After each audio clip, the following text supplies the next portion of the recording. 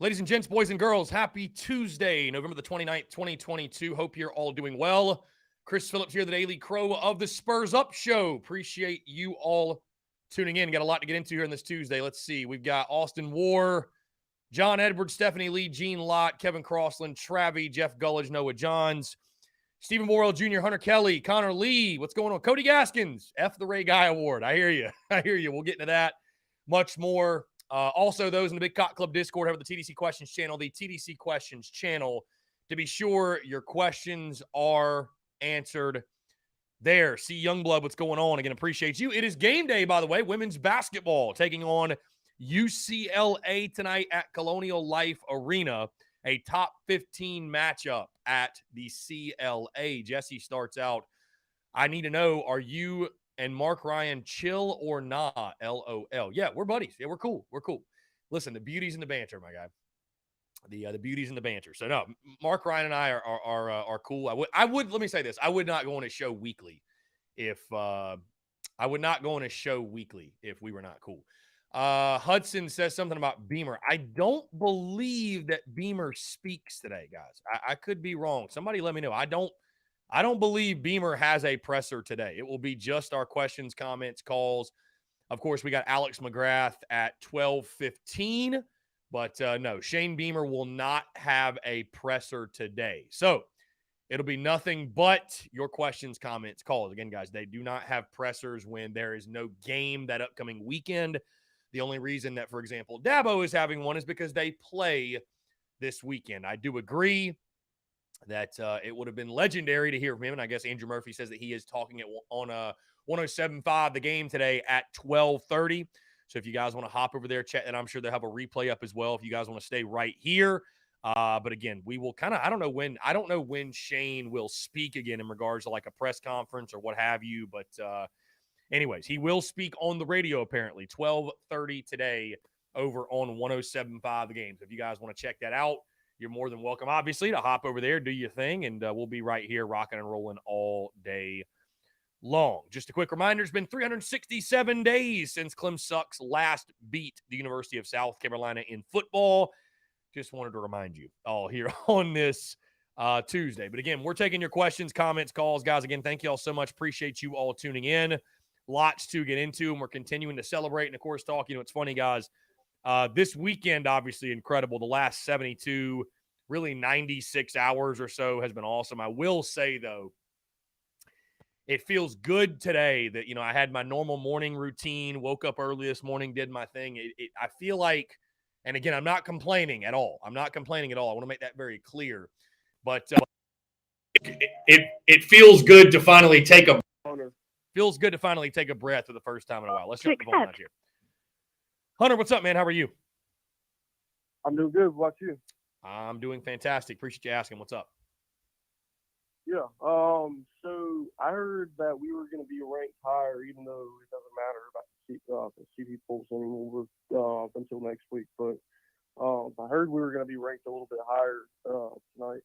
So I don't know if you heard about that. Yeah, I forgot. I almost forgot that the playoff rankings come out tonight. Yeah, I mean, I have no idea. I mean, I think it's, they obviously punch the numbers in with the computers and stuff. So, yeah, that'll be fun to watch. I don't really recall the last time I sat down and watched a playoff ranking show because we haven't had a whole lot of reason to. So, yeah, it'll be fun tonight to sit down and watch and actually see us ranked. I'm looking forward to it. But, yeah, I mean, I don't know. I'd expect us to be somewhere 18, 19. Maybe we'll be 20. But, yeah, that's what everybody said. Yeah, so. Somebody said that I know it's bullcrap, but somebody said that we're supposed to be ranked like 15, but I already know that's all. Yeah, I mean, I have no idea. I mean, if it helps us, get a better bowl game, obviously, yeah, that'd be great. But I have no idea, man. To be honest with you. So what a bunch of bullcrap that Ray didn't put Kai Kroger first in the punting situation. Yeah, the Ray Guy Award, that's crazy, man. I mean, I'm not going to spend a ton of time today on it just because, it's not going to change anything. But I mean, I don't know how, I don't know how you look at the job that Kai Kroger did this season and you don't list him as one of the best punters in college football. I mean, we had the statistics pulled up right here. When you look at what the numbers tell you, Kai Kroger led the SEC second in the NCAA in punting average. Certainly, he was a huge part of our season, going 8-4. You think of how big of a part special teams play. You think of all the fakes we had, and I mean, just what he did, what he meant for this football team. And you look at the last game, what he did against Clem Sox and flipping the field and pinning them inside their own 10, inside their own 5 a couple of times. Yeah, how he's not a finalist is, I know politics play a role in sports and they play a role in things like this award and stuff, but it's buffoonery, man. It's pure shenanigans. I don't know how else to explain it. So and, free Kai Kroger, free our guy. I don't know. Yeah, I mean, hopefully next year, I mean, with our offense, we'll start to click, after these 2 last teams that we played. And I heard that Garrett Riley was one of the candidates that they're trying to get to. So hopefully that'll work out.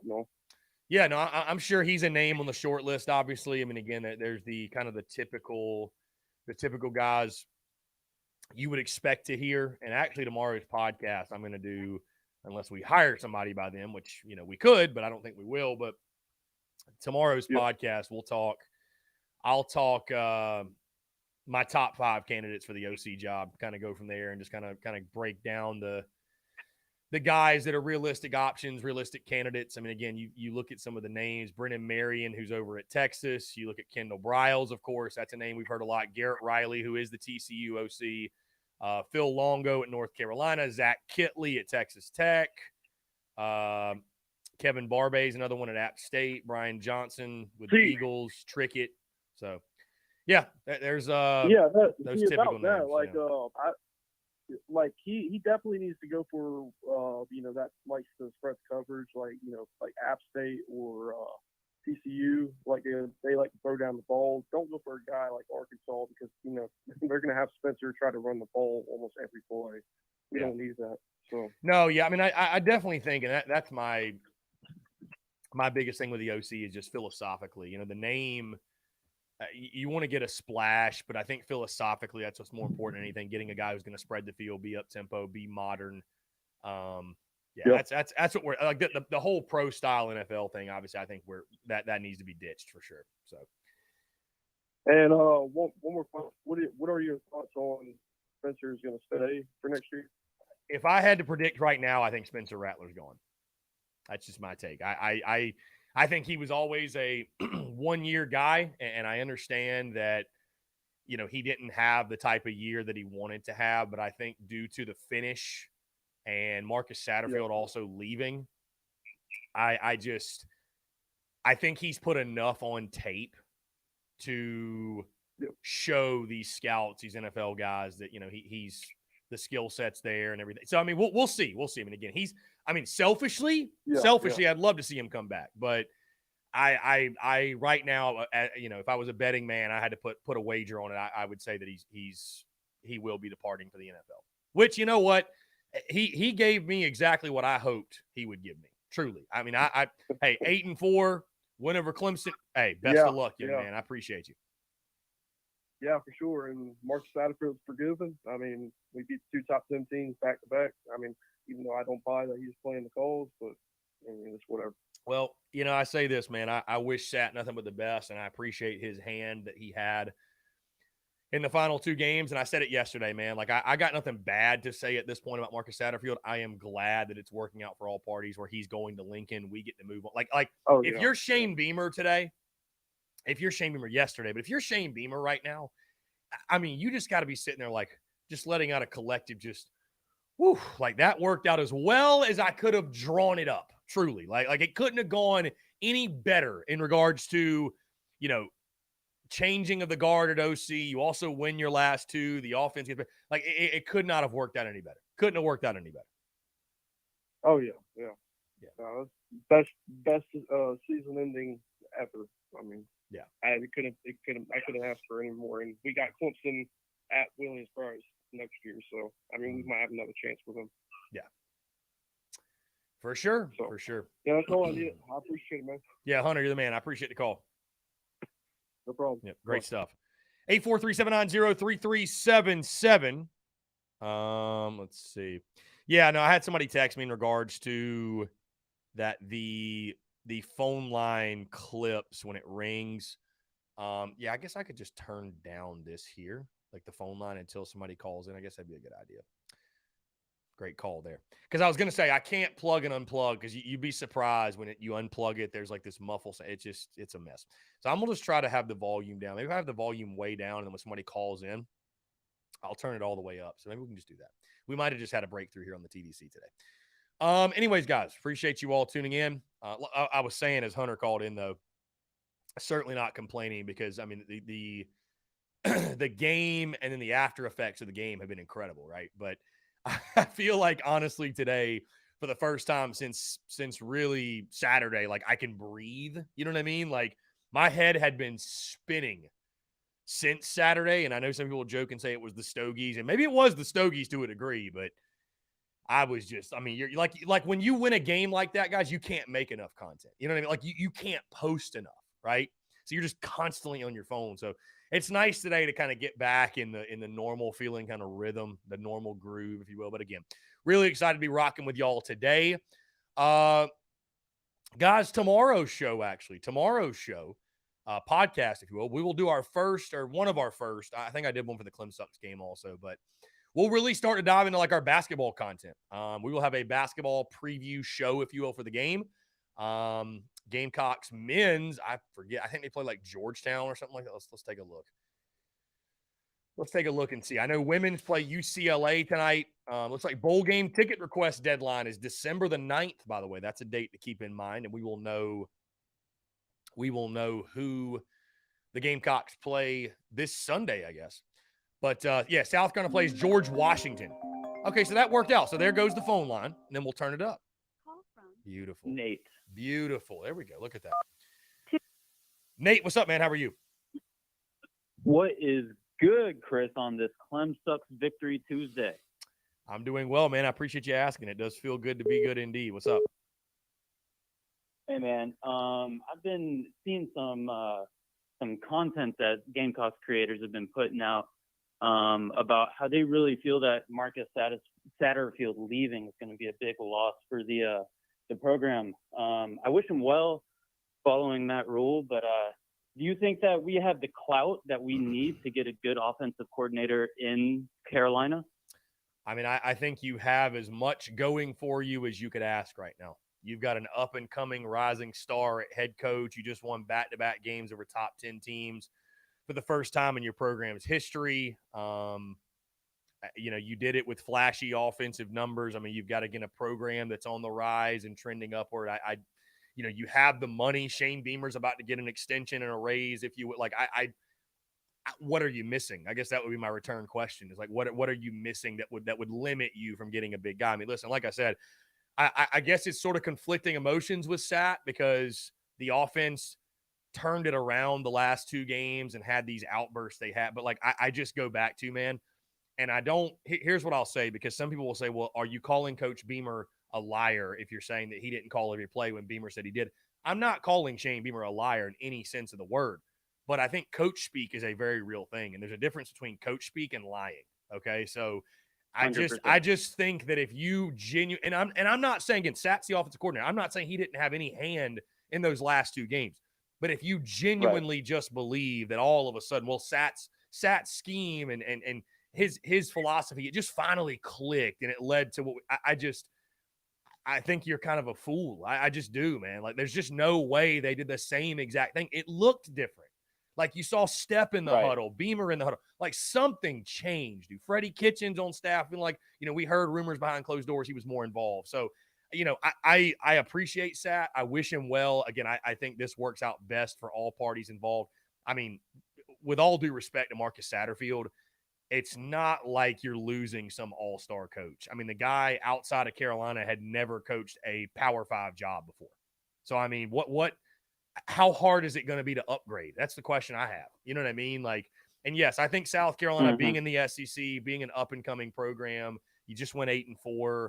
Yeah, I think Shane Beamer should be able to go throw the bag at somebody and get a big-time guy. I think he's in a much different position than he was, say, 2 years ago when he was a rookie head coach who had never coached a down and he was trying to go find an OC. So, I see no reason why Carolina can't go get the best and can't have the best and can't produce the best. Wholeheartedly agree. Also, one other thing, I've been seeing these, stupid rumors online, and I'd like to hear you address it. People talking about Spencer Rattler maybe following Marcus Satterfield. That's just the stupidest thing I've ever heard. What's your opinion there? No, so it's funny, man. So I've mentioned this before. I've got a pretty good number of buddies that are Knoxville guys, that are Tennessee guys, and the guy that posted that originally, he is a Knoxville. I wouldn't even call him a beat reporter, but they told me that apparently he's like, oh, this is your first run-in with this guy, and I was like, well, what are you talking about? I don't even know who this is. He's like, no, that guy posts troll like news. Like it's he posts fake things. So that was supposed to be, I guess, like a troll tweet. Like there was no validity to it. So no, Spencer Rattler is not following Marcus Satterfield to Nebraska. I guess I got a little bit. I mean, I didn't get got because I didn't believe it, but yeah, apparently that guy does that on Twitter. He'll just post nonsense. So no, there is Spencer Rattler is either returning to South Carolina or he will be heading to the NFL draft. I don't see any way. I mean, there's no reason for him to hit the portal. You know what I mean? So there's no validity to it whatsoever. All right, man. I appreciate your time, and go Gamecocks. Hey, I appreciate you, man. Thank you so much for the call. Great stuff. Guys, we're going to go ahead and close up the phone lines. Let's get Alex McGrath in here. Guys, we got all day to get to your calls. This is not a normal Tuesday. First, dude, think about it. How long has it been since we had a Tuesday without Shane Beamer's presser? It's been a long time. So more time for your questions, comments, and calls. But again, right now we're going to get Alex McGrath on. I have not even chatted with McGrath this week, so I'm very excited to hear his thoughts on the game. We're going to allow Alex to celebrate a little bit. Of course, you all know Alex lives in Greenville here in the upstate, so I'm sure he's caught plenty of hell from Clem Sucks folks over the years. So I'm sure I am sure Alex is looking forward to this opportunity to get his trash talk in, if you will. So really excited. Chad Rogers, 92.9 Atlanta, reporting rat to the portal. I would say be very, very wary of what you are hearing from people. This is indeed per sources season. It is indeed. So, I would say if you're not hearing it from one of the dependable Gamecock outlets, dependable Gamecock sources, that whole per sources thing, I know. But if you're not hearing it from legitimate people, I would be very wary of running with it. Either way. All right, let's go ahead and get him in here. Really excited to chat. Alex McGrath, who again joins us each and every single Tuesday, but he joins us here on this Victory Tuesday. Alex, I'm going to go ahead. We're going to start things on a little bit of a different note. I'm just going to give you the floor, whatever you want to say. I was just talking about that Alex lives up here with me in the upstate, and you've been up here in the upstate for much longer than I. So you have dealt with the trash talk, the nauseating orange and purple for years and years and years. So I'm going to give you the floor and just let you go ahead and get out and say whatever you'd like to say to the masses here on this Victory Tuesday. Chris, it's just a great day to be a Gamecock. I don't know what else to tell you. It's just like the sun is brighter, the air is fresher. You've got the bragging rights are back for 362 more days, and it feels, God, that was the cherry on top of a very wonderful Thanksgiving weekend. And man, what a game. Alex, didn't it have shades of 06, my guy? Didn't it? It really did. It really did. It felt like 06 all over again in a couple of different ways. It really did. You got the noon kick. You got it coming down to a field goal. You got us down 2 scores. Like all of it very shades of 06. Spencer Rattler doing his best Blake Mitchell impersonation in that the was passing a little bit. It was key. There's a lot of good things that happened. Yeah, and we'll start there, Alex. Let's start, of course, with the offensive side of the ball. And I guess the question we all had going into the game, this past weekend was, and I guess everybody had, was Tennessee a fluke, right? Is the offense going to be able to follow up that great performance? And is Spencer Rattler, most importantly, going to be able to follow it up? We knew that the Clemson defensive front was a different challenge, right? I mean, their defensive line and linebackers are some of the best in college football, but you felt like you could win in the passing game. And it's funny, it got off to a slow start, right? I'll be honest, that pick 6 when Rattler threw it, that gave me that gave me shades of 2017 to Jake Bentley. And I was like, oh my God, is this going to be like another just long, nauseating day? And like you mentioned, you fall down 14-0. You had that red zone INT, but Spencer Rattler, the whole drop your nuts mentality of this football team and the edge this football team played with over the last 2 weeks and the resiliency, I thought that really showed in Rattler's game. And, again, Alex, I know you and I have talked a lot. Isn't it just crazy what the offense and what he looks like as a player when you take the handcuffs off and you just sort of let him go ball out? Just talk about what you saw from Seven and just the overall offensive game plan on Saturday. I mean, it's been refreshing to watch for 2 weeks, just to watch somebody who has that kind of talent be able to, play freely within a system where you're not kind of pigeonholed, like you have to do this, you have to do this, you have to do this. It's just like you send them out there and like, go make a play without, check with me at the line or, whatever audibles are trying to call in there. Like, he knows what to do. He's a talented kid. He's got a great arm. Let him go out there and show you what he can do. And that's exactly what he's done for 2 straight weeks. And admittedly, I thought that's what we were going to be looking at for 12 games. And unfortunately, it wasn't. But, turn the corner at the right time. Alex, your prediction in the preseason may not have been that crazy if that offense had shown up all season. That's the thing. I mean, you probably beat Arkansas. You definitely beat Missouri. And you might have a different result against Florida. So, I mean, that's what I mean. It's just like, listen, admittedly, I didn't think Georgia was going to be this good again. I thought that was kind of going to be a regression year for them, just losing all those guys on defense. However, this is kind of what I thought our offense was going to look like the whole year. And I think in that instance, you certainly don't have, 3 of our losses this year to 6-6 teams. So, I mean, I don't know. I feel like that could have worked better than it turned out working. Yeah. You know what I thought was so crazy, Alex, though, is like you think about Clemson's defense. And I mean, they're elite. I understand the competition they play, but like you look at the recruiting rankings and like the guys that are NFL prospects, like there's nobody will debate you and say that their D-line and linebackers are not elite. What's so crazy to me is that they knew we couldn't run it. Like we could not run it. We could not get a push like that. We ran for like 54 yards, and Spencer Rattler was still able to carve them up. And then Nate Atkins does his best Patrick DeMarco impression. That was wild. Who was that person? Like we don't throw him a ball all year, like, and then he's just making one-handed over-the-shoulder catches, like diving. I was like, okay, that might have been the catch of the season, like literally. Yeah. You do you. Yeah. So, I mean, it's just crazy to me that, like, they knew we couldn't run it, and South Carolina was still able to just – and I thought what they did a good job of, too. Speaking of the run game, though, is not necessarily running the ball, but using – we've complained about the swing – I know I have – the swing passes and the screens, and I nicknamed them swing pass sat before. But there's nothing – I don't hate the plays when they work, and I thought what really worked out well on Saturday, I thought we did a good job of using those screens as sort of like extended handoffs. Like we couldn't run the ball, but those plays were sort of an extended handoff, if you will. When you're just able to pick up 5-6 yards easy, it's just keeps your offense in those second and manageables, those third and manageables, and that's when you really strike. So I thought they did a good job of that. I mean, overall, and we won't get into the debate of who was the mastermind behind it, but the offensive game plan as a whole, just I thought was fantastic and just completely different from what we saw from the first 10 games. Yes.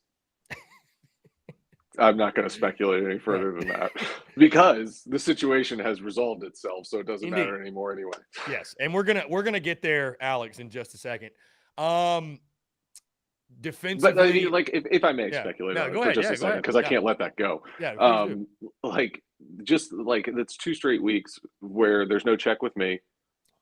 There's no like screen pass being the focal point of our passing attack, and like that just I don't know. That's just a big change, and I don't know where that change came from, but it's just a big change. And we basically abandoned the run for 2 straight games, and look where it got us. Again, speculate away, my guy. I'm not. I'm just pointing out a couple of things that were weird. Yeah, different for sure. Different's better. defensively, Alex, that side of the ball, what I loved is that, and I've loved seeing the last 2 weeks is that, and this entire football team adopted it, but certainly defensively, playing with an attacking sort of like relentless attitude, if you will, taking chances. I thought South Carolina brought pressure a lot because I'm sure, again, they knew, and it proved itself to be true that, and what I said all summer, I just felt like DJU, and he had been, he'd been on and off this year, but most of the time he's off. He's just not that good. Like, I don't know what else to say. Like, lacks confidence, and he did not look confident against South Carolina's defense. And, I thought they did a great job of getting after him. Why did Clem Sucks not run the ball more? I don't know, nor do I care. Again, a lot like 06. A lot like 06. Just give it to Reggie Merriweather, right? or CJ Spiller. Yeah, like either one of them. Just give it to one of them.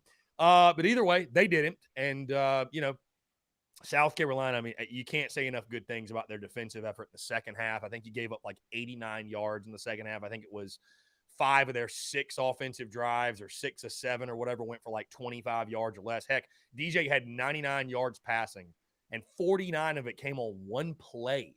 And what was so interesting, Alex? The game was very similar to last year, but Carolina had an offense to go with their defense this year. That was the biggest difference. You know what I mean? But I just thought overall defensively, I thought what they did in the second half and that fourth quarter, man. And I know sphincters were tight, but and that may have attributed to some cautious play calling on both sides. But I don't think you can say enough good things about that defense and what they did. No, they did an outstanding job. I mean, like them abandoning the run in the second half was a curious tactic, I thought, but I mean, they didn't score a point in the fourth quarter, and like that's when you needed them to step up, and they did. I wonder, Alex, if it's almost like an ego thing. Like they're seeing Spencer Rattler go down the field and win in the passing game, and I just wonder if they're like, well, we're going to do that too. Like, it's like, no, you don't know, you don't think so? I don't think so.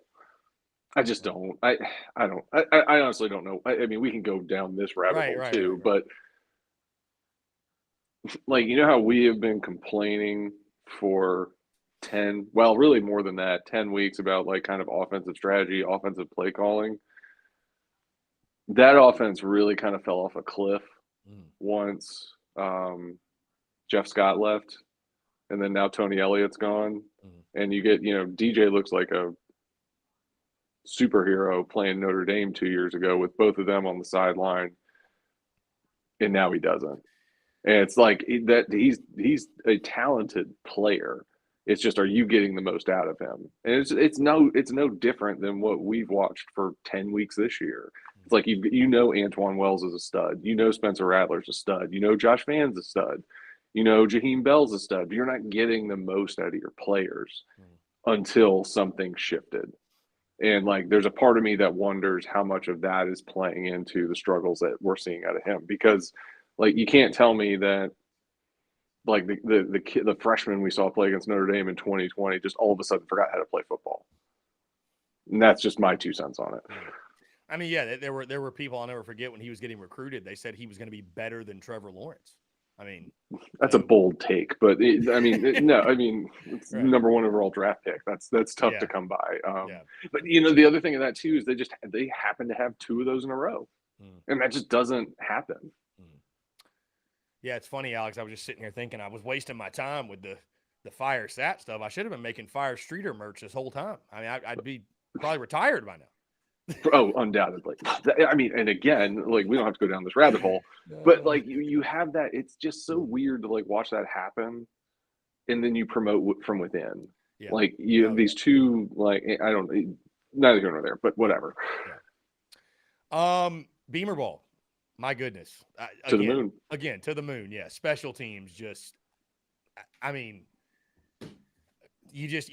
we're at the point now where you really do, and I think people are already doing this, but now the nation knows, like, when you look at South Carolina football, you have to weigh the special teams facet of the game as heavily as you do the offense and defense. Because, I mean, look at the game Saturday.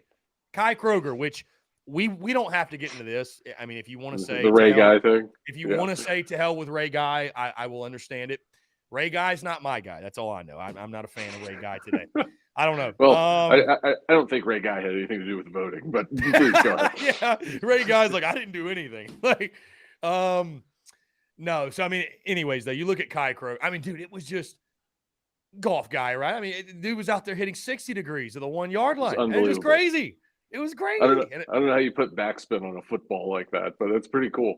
And I mean, I was thinking, man. I mean, again, you were a specialist. You play with some good punters and kickers, and my God, Kai Kroger is he's up there. You know, what I mean? Like it feels like he's up there. So, well, I mean, one of those guys is still kicking. Indeed, yes, indeed, the man who made the kick in 06. And how about, by the way, shout out Mitch Jeter. I know Kai Kroger's getting love, but Mitch Jeter went 10 for 10 this year on field goals, which is interesting, by the way, Alex, because it feels like 10 field goals to kick in a season. That feels like a low number. It doesn't like that. I'm here for it. I mean, I mean, it's funny. Like you want to have a good punter, but ideally he would never touch the field. I mean, that's no disrespect to him. I'm sure he would agree with that. He's like, I hope I never kick a ball all season. But yeah, I mean, Mitch Jeter goes perfect. Hits that one, and again, it wasn't like the one Suckup hit in 06, which was a bomb. But there's a lot of pressure on that kick. I mean, you're down. I mean, it's that was special teams is a huge part. You have I thought it was just like so ironic and perfect that, again, Carolina comes in this game with Beamer ball to the moon, special teams. And it was almost like Clem Sucks let that get in their head. And they're like, well, we got to try to one-up Carolina and let's do this trick play. And just the perfect poetic justice that was the fumble on that play. Like it just was perfect. It was perfect. And then, I won't dive into the story with the kid. Obviously, I think who I'm talking about, Zero on Clemson's roster, but him fumbling, again, just poetic justice. It really was. And it was the pendulum, it felt like kind of finally swung back the other way. You know what I mean? In a lot of instances. So, but Beamer ball to the freaking moon, man, for sure. To the moon. To the freaking moon.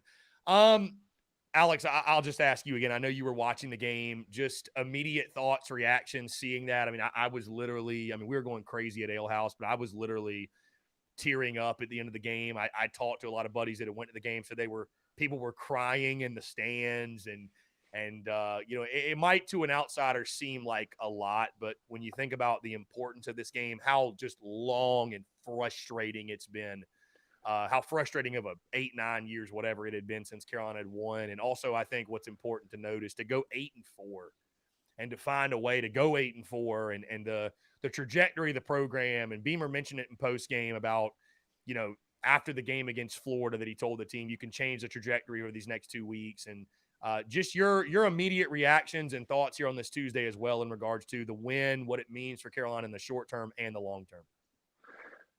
Like the emotional roller coaster of it, I think, you lose to your rival, that's going to happen. So be it. Like we will be talking on this podcast at some point in the future, bemoaning what happened in this game. I think where it got like a real dirt in the eye, we're going to rub your head in the ground, was the trajectory of their program and the trajectory of our program. We're going in such completely opposite directions, where for big stretches of that 7-game losing streak, you walked into that game knowing you had no chance. And to put the icing on that terrible cake, they're going to play for the national championship.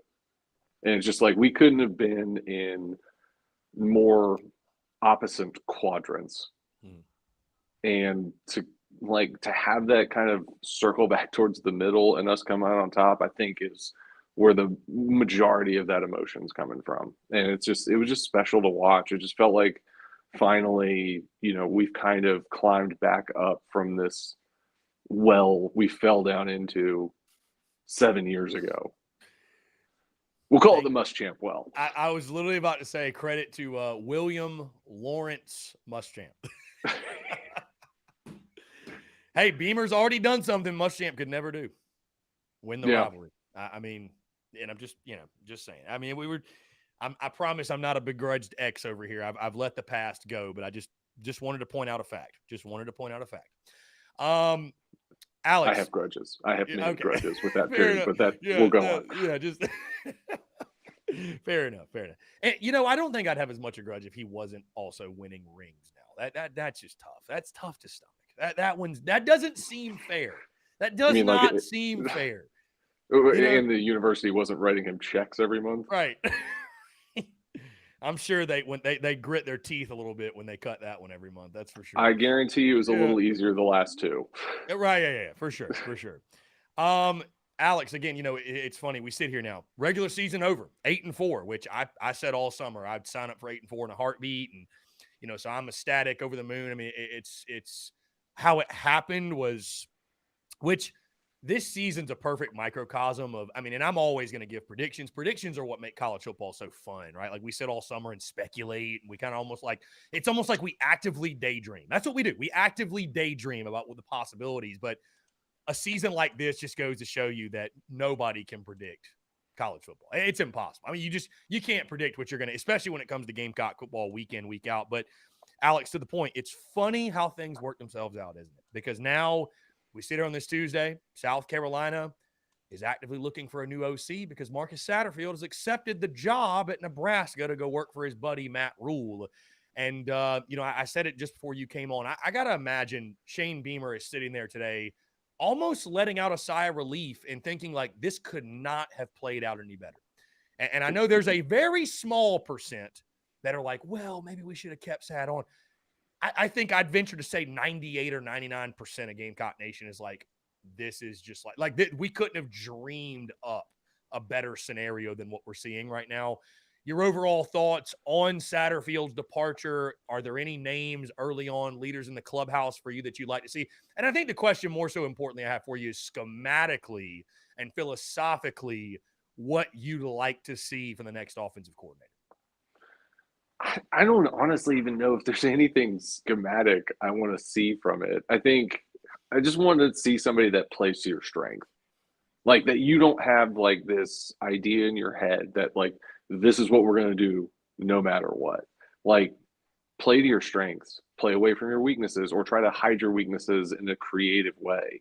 Like just do like you look at our team for the majority of this year, and again, it's just like you're trying to fit a square peg in a round hole. Like do what you're good at. Like, if you come into a year, like the perfect example of that is like, we get Spurrier's coming in here and you think you're going to have this like unbelievable throw it all over the field fun and gun. Like when in reality, the only year we really did that was Dylan Thompson. Like every other year, he had to kind of shift his scheme a little bit to fit the players that we had on the field. That's what I want to see. Somebody who can mold or not mold, but just kind of change course with what they expected to do and do what's best with the guys that you have. That's what I want to see. That being said, I'd love to see like Kendall Briles, Garrett Riley. Like honestly, I wouldn't be mad if it was Freddie Kitchens. Yeah, I think Riley's probably the guy that is on the wish list that if Carolina could throw the bag and get him, I think that would be I would think it's safe to say you'd label that as a home run hire. I really do. Yeah. Especially you look at like what TCU's doing. I mean, and his background and I think that would be, in my opinion, the home run. But I guess I'd venture to say you're not too upset that Satterfield has taken the job in Lincoln. I don't think you're one of those people I mentioned that are sad about it. Put it that way. Shout out Matt Rule. The real MVP. The real MVP. Making things happen. Love that. No, I don't know. Like Brian Johnson, who like we interviewed, I believe, for the head coaching job back in 2020. Like I think he'd be an outstanding hire. He's up at the Eagles now. Well, I know Brennan Marion's another one at Texas, the wide receiver coach people are talking about. The OC at Texas Tech is another one. My good friend I don't think that one's like, because I read something about him that said like Tech was his alma mater, so I think that's going to be tough to drag him away from. Yeah. The guy at Wake Forest would be good. Yeah, I don't want any part of Phil Longo. You don't want any part of Phil Longo. Okay. I don't. Well, I'm just giving you the names on this list. So, Kevin Barbay at App State. I don't know much about him, but Brian Johnson's the one you're talking about, the Philadelphia Eagles quarterback coach. Yeah. Because he was the OC at Florida when Kyle Trask was throwing it all over the field. Yeah. He was OC at Utah for a while too, where they had really good offenses. Briles does seem very, I don't know if likely, I don't want to say likely because I don't want people to think I've got some scoop that it's going to happen. But like that one makes a lot of sense because Justin Stepp is on staff and they've got a great relationship. And you know what I mean? Like I'm sure Stepp could lure him. But it's interesting, Alex. I was talking to a buddy about this morning. That isn't it funny? Like I feel like 95% of fan bases don't love their OC. Like even Kendall Briles, like Arkansas fans are ready for him to get out. And it's like it's just one man's trash is another man's treasure type deal when it comes to. I mean, there's just very few fan bases that you go and look and there's just like 100% approval rating with the OC. But like you mentioned, playing to the strengths, I want to see a spread, up tempo, modern. I mean, I think if nothing else, we can all agree that the NFL pro style thing, just throw that in the garbage. Well, I mean, but that's, but I mean, that was the same reason I didn't want, what's his face that came in with Muschamp? Roper? No, the last one. Bobo. Yeah, it was the same reason I didn't want that. It was just like if you have the Jimmies and Joes to run that, like, good for you. Yeah. We just don't. Very few do. But very few do. And I think too, Alex, like you look at, and it's a bit infuriating when you look at the last two games and think about what could have been. But I think the greater lesson in this is that yes, defense played with their hair on fire. Special teams, Beamer ball to the moon was incredible. But you won the last two games because of the offense. Like you need an explosive offense to go beat teams like that. You know, so it's like the formula's there. You know, you can't run some slow, boring, monotonous. Like you need to score, 35 plus per game realistically to have a good shot to get, I think, where you want to go. So, proof's in the pudding. Proof's literally in the pudding. You don't beat Clemson if the offense would have stunk. Like just no. Bottom line. So, yeah. So, anyways, we're now into bowl projection season. Of course, tonight we will get college football playoff rankings. Sunday we'll find out where Carolina is bowling. Do you have any preferences? We've heard Tampa. We've heard Jacksonville, of course. I mean, the fact I think we're going to a Florida bowl game is ideal. But I mean, do you have a preference at all? I will say, I think if we got the ReliaQuest, which formerly known as the Outback Bowl, if we got the Tampa Bowl game, could be some legendary content with old Steven Garcia down there.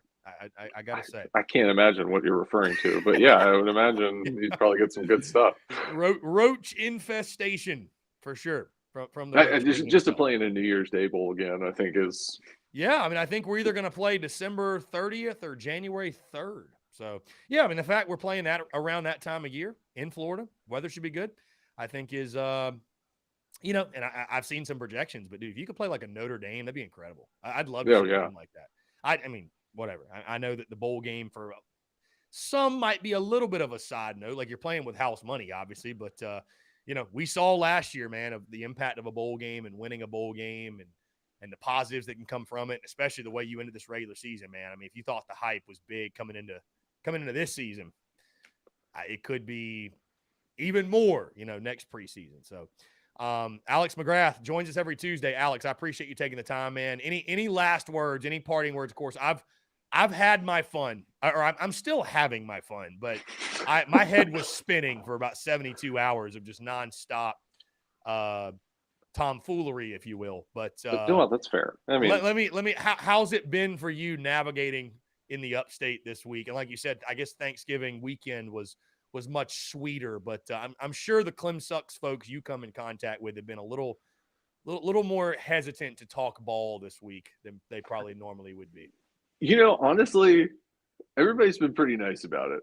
It's like no one's coming in with sour grapes or like crowing. I mean, it's been, congratulations.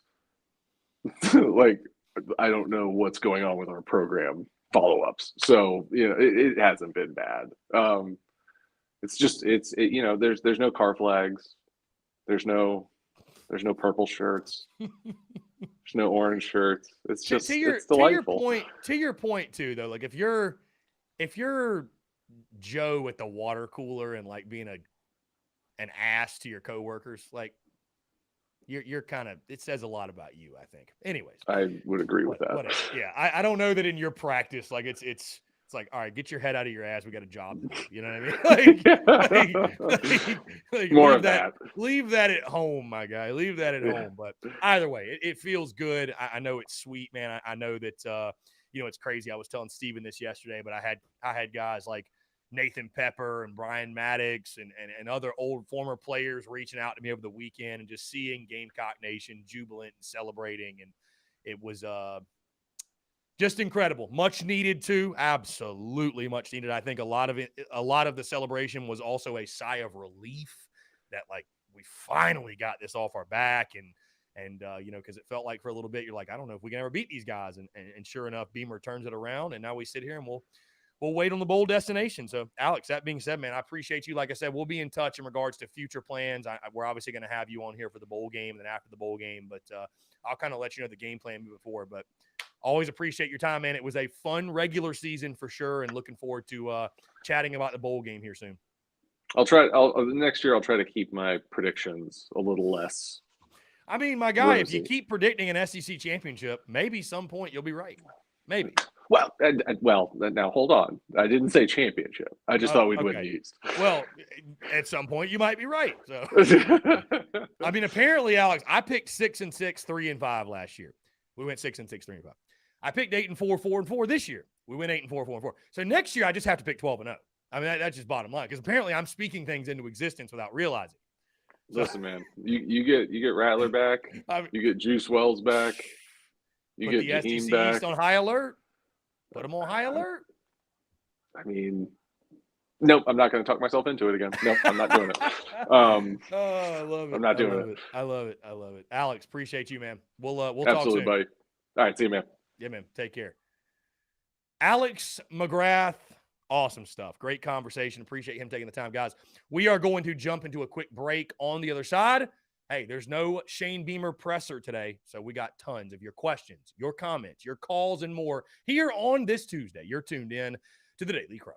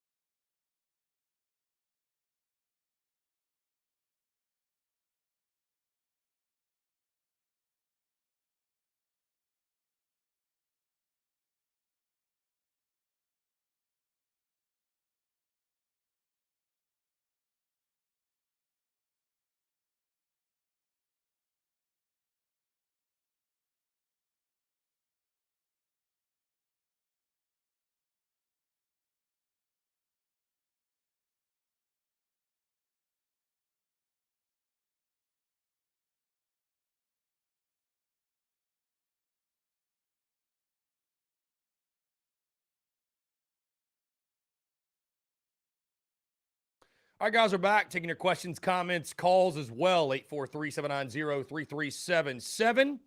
That is 843-790-3377. Guys, appreciate you all. I see Brack saying Alex is one of my favorite interviews. Appreciate the kind words and the positive feedback. And, of course, guys, after this week, there will be some adjustments made to our daily guest lineup. It's inevitable, right? I mean, the season ends. We don't have any games to talk about in regards to Carolina football, right? So just stay tuned. I don't know exactly yet. I've got to set my calendar for December and kind of look at how we're going to do content, how we're going to navigate things. But what a season of content it's been, man. I mean, we obviously have the rest of this week and everything to talk about the game and Gamecocks football and stuff, but just, the regular season, with the regular season being in the books, what a regular season. I mean, in regards to just content bleeding out the eyeballs and having daily guests on and daily live interviews and conversations. It's just been remarkable. It's been incredible. 12 Chris Smith says, was the Aztat bet for 10 wins or for 8? My guy, I can assure you it was for 10. Yeah. It's crazy, though, how close we came. It's crazy.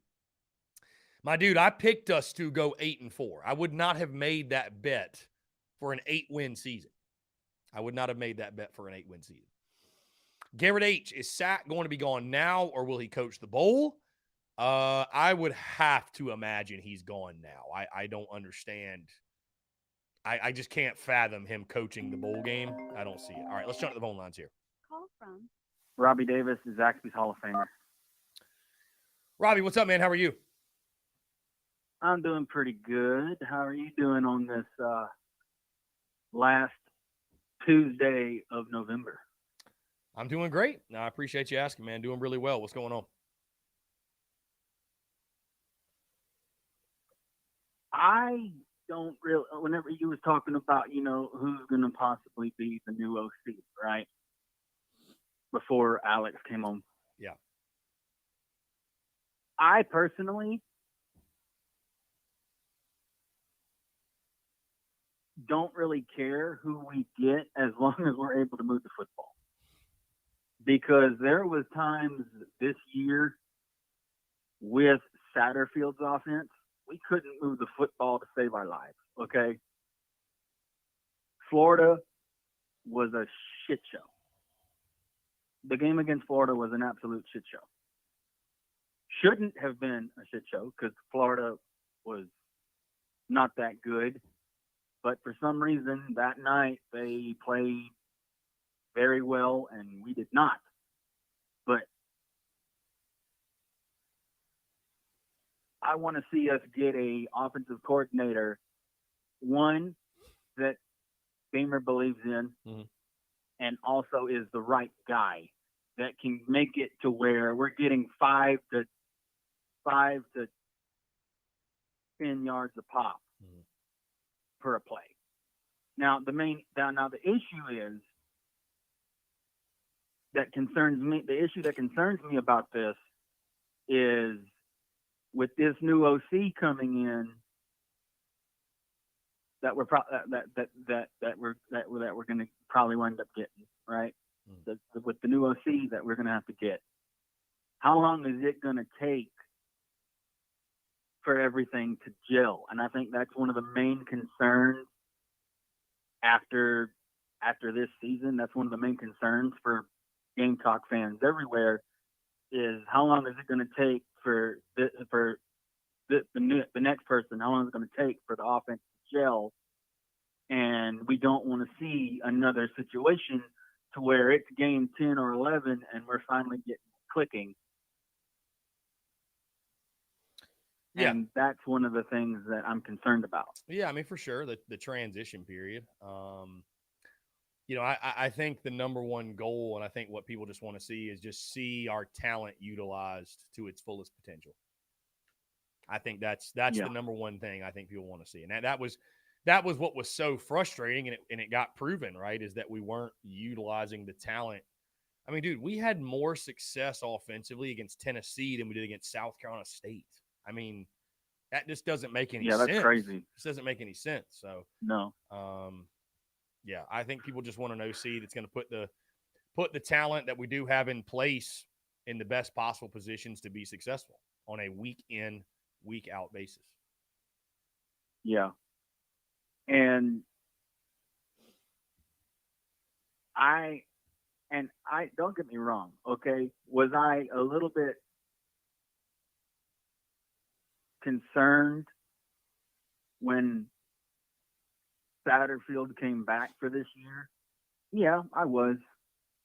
But I also thought to myself, if you let him go after 1 year, no offensive coordinator is going to want to come here because you're cutting ties with OCs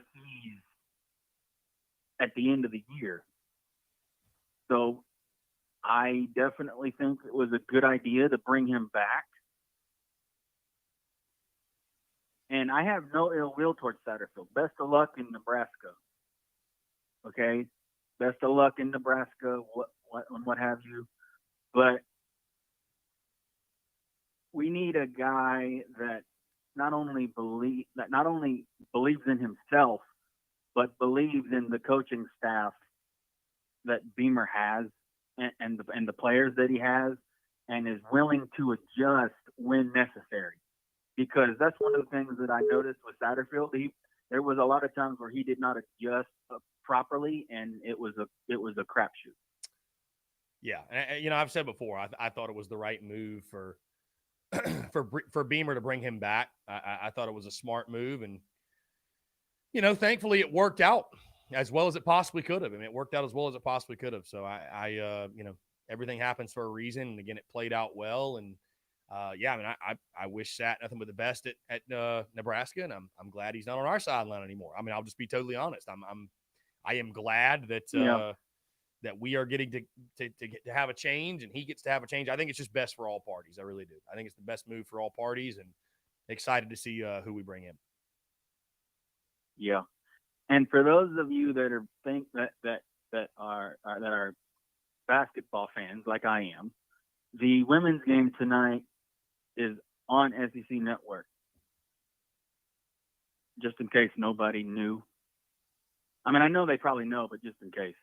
Yeah, UCLA, a top 15 game. Top 15 game. Yeah, it's gonna be a doozy.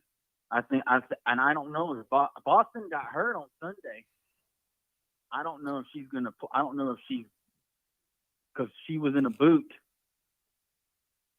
Yeah, I did see that. I think she in like the third quarter. Yeah, I don't know the full extent. I don't think it's anything long term, but I was just, whenever I saw her in the boot, I was like, I'm hoping that's just as a precaution and nothing serious. Because and I'm not saying we don't have the talent, because we do, but with Boston on the floor, we're a whole different team. I mean, yeah, you lose the best player in women's college basketball, that would probably hurt your roster. So I think I don't know again the full extent of it, but thankfully, it doesn't seem like it's anything long term. So we'll have to see if she'll go tonight. I don't know. And I'll and later on today, I'll watch some YouTube videos of George Washington, seeing as we play George Washington tomorrow. The men do. Mm-hmm. So I'll watch some YouTube videos, analyze it, and then give you my 10 cents tomorrow. Will do. Looking forward to it, Robbie. Yeah, we'll be diving into the basketball content much, much heavier, really starting tomorrow, I'd say. So, but my prediction for the game tonight. Wait, is the game being played at UCLA or in? No, it's at CLA. It's at our spot. Okay, okay. Well, I think we'll take care of business. I think we'll win the final. I think it'll be closer than most people are expecting. I don't really know how good. I'm guessing they're pretty good, seeing as they're like 15th or whatever. Mm-hmm. But I think our talent will definitely show itself like it has been at the start of this season, and I think we'll win by 10. I think we'll take care of business and win by 10. I think the score will be 70-60 Carolina. 70-60? Mm-hmm. I like it. I like it. Yeah, Yeah. I think they'll get the 70 dub to tonight as 60. well. I mean, it's like I told you, man. I don't know why you'd ever pick them to lose. Like it's just, I mean, we're just better than everybody. So, Unless I mean, we're playing UConn, that's where it gets a bit Yeah, yeah. So I mean, I but yeah. And if Saturday was the last time I'll see Rattler in a Carolina uniform, thank you, sir, for making this a great season for a lot of reasons, and especially for us taking care of business Saturday afternoon in the fake Death Valley. Because like I've said before, the real Death Valley is in Louisiana, in Baton Rouge. And I'm really excited because with us going 8-4, that shows recruits that, hey, something great is going on in Columbia, and I want to be a part of it. Indeed. No, I'm excited, And man. We got signing day in a couple weeks. Yeah. Oh yeah. And it's crazy that we went from being 2-10 in 2020 to 6-6, and now we're 8-4, possibly 9-4 if we wind up pulling off the bowl win. But yeah, it's been a great calendar year for Carolina sports. Just taking care of business.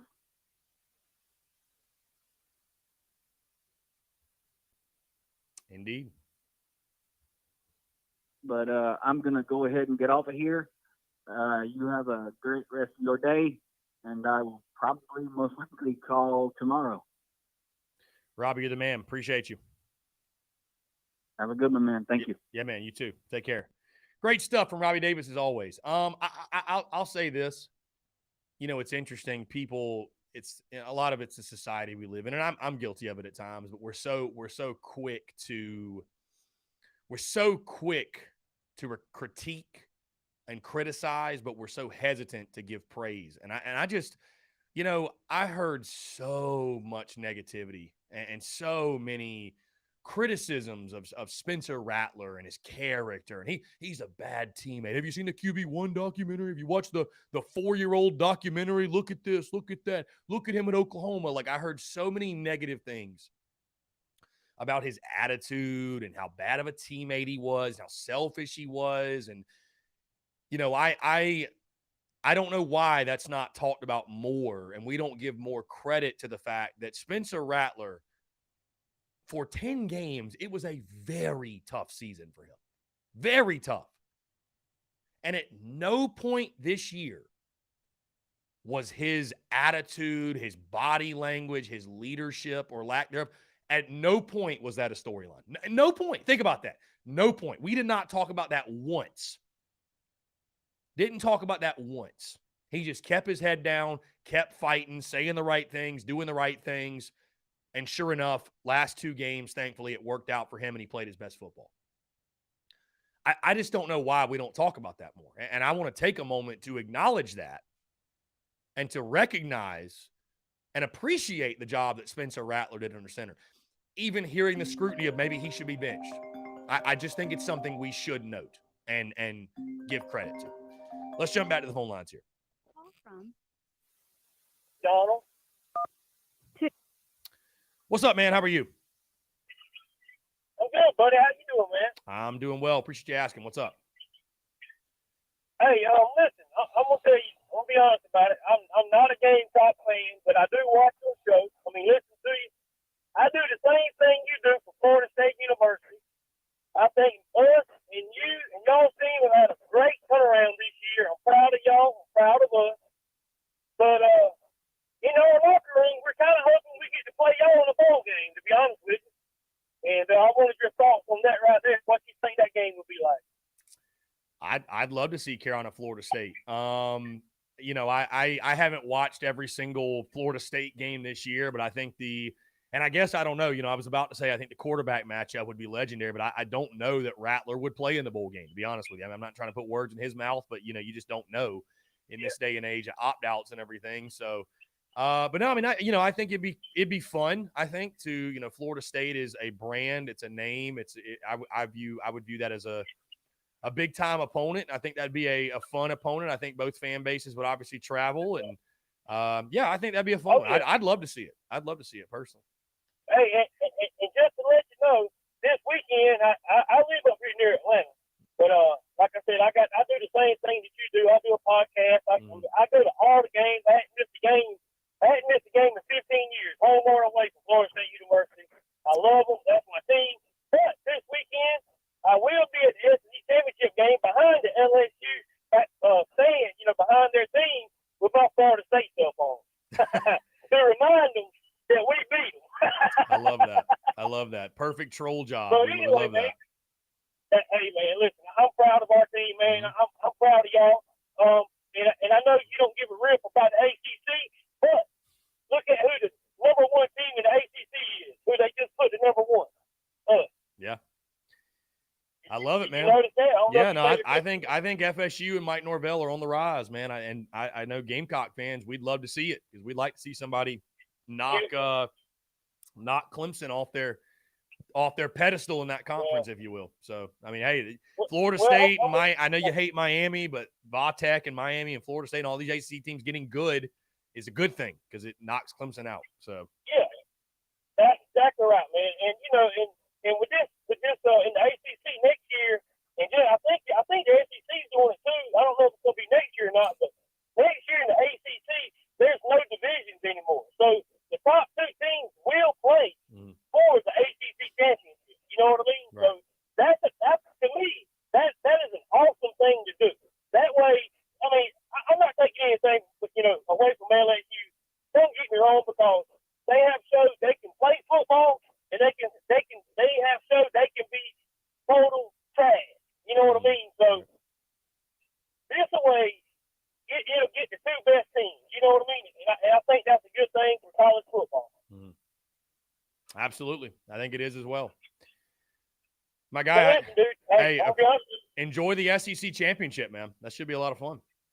Hey, I'll send you some pictures and stuff of me, up there on one of your. Like I said, I pay attention to you, dude. I like what you do. We do the same thing. I go in the locker room with our guys after the game. I do videos. Like this. When we beat Florida, this past weekend, that was a big deal for us. They give us a chance to have a 10-win season, and we didn't rush the field because we beat Florida. We rushed the field because we have a chance to be a 10-win school again, like Florida State should be. Indeed. I like what Norvell's doing. I think FSU's on the rise, man. So, and I was not mad to see y'all beat Florida. That's for sure. So, I imagine you would. All right, buddy. Well, listen, it was a great talking to you. I'm gonna say go Noles, and I hope the Gamecocks, whoever who they play, they have a good game, even if it's against us. Indeed. Now, if it is South Carolina FSU, definitely looking forward to it. Maybe we can do some work together, man. We'll talk soon. Hey, man, listen. I sent you a message on your page, asking you about that. Like if I could talk to you some, and you can call into mine some too, because that way it gives the SEC aspect, and also too, I think to get off there. I know you got other people, but I call into Paul Feinbaum every day at 6:30, so you can look me up on that right there too. Okay. Every day we're on the phone, and we talk about football, but we also talk about about other stuff too. Like eating chicken, eating catfish, But this past week I hit him up and thought about having some gator bites in Atlanta this weekend. Oh yeah. No, I know y'all had a good time. I know y'all had a real good time. Yeah, man. We did, just like y'all did, man. And like I said, congratulations on y'all 2 big wins the last 2 weeks. And go Noles, and good luck to y'all, whoever y'all play. Yeah, man. Best of luck to y'all as well. We'll talk soon, my man. I appreciate it. All right, brother. Thanks. Yeah, man. Be good. Take care. Appreciate you. Eating chicken and catfish. I love it. Love it. Maybe we'll switch up TDC and talk about that a little bit. Anyways, guys, phone line's still open, 843-790-3377. Again, guys, I mentioned it yesterday, but I want to say thank you to everyone for the love and support on the merchandise side of the business. I mean, merch just blew up this weekend, and can't say thank you enough. Also, just to give you a little bit of a content update, guys. Tomorrow's pod will be, I will list my top 5 OC candidates, just my top 5 guys, and then I'll also break down the men's basketball game tomorrow. Gamecocks take on George Washington tomorrow night, 9 o'clock tip, by the way, a late one, late tip. And then Friday's show. Friday's going to be very, very fun because Friday we will do our postseason report card. And, well, you know what? We could split it up. We may split it up. We're definitely going to do the postseason report card show on Friday. We'll have a postseason awards show as well. I might separate that into 2 separate shows. I might do that Friday, Monday, something like that. But either way, that's around the corner. Postseason report card and postseason awards as well. Because I can tell you this, Kai Kroger, you got snubbed. You got snubbed in regards to the Ray guy. We will not snub our guy, Kai Kroger, though. Coach Ford says, Chris, do you have a contact to get a regional or national person on show to discuss and illustrate best OC choices? I do. I could bring on a guy for sure. Yeah. I got a guy in mind right now we could bring on. So, yeah, maybe we can do that, Coach Ford. Maybe we can do that. So, but, I think, Coach Ford, the names, the candidates you're going to be hearing are names you already know, right? Riley, Bryles, Marion, Longo, like those are probably going to be the top names.